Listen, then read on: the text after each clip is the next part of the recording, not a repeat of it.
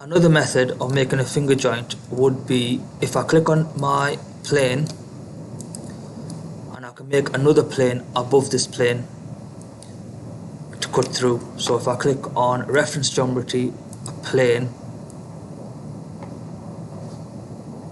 so I want a plane reference from the bottom plane, from the top plane. So if I click on, I want this to be a distance of, let's make it 30 mil. On the left hand side you got the plane option, so you can set it 30 mil, press the tick button.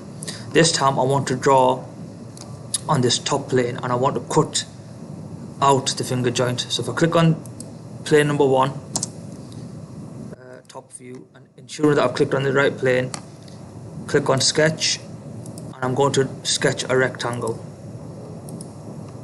Actually this time I'll click on a corner rectangle. I'll dimension this, so I want this to be 20 mil by 20 mil. So I'll make that 20. I'll make this 20. And I want to position this so it's on this shape. So I want from the dimension from here to here should be 20. Now this will automatically be 20 because I've dimensioned this to be 20, and the dimension from here, I want that to be 0. Right.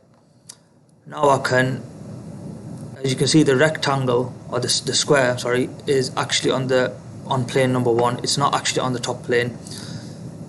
From here I can use the feature tool, click on extruded cut, and I can cut this rectangle throughout the whole shape.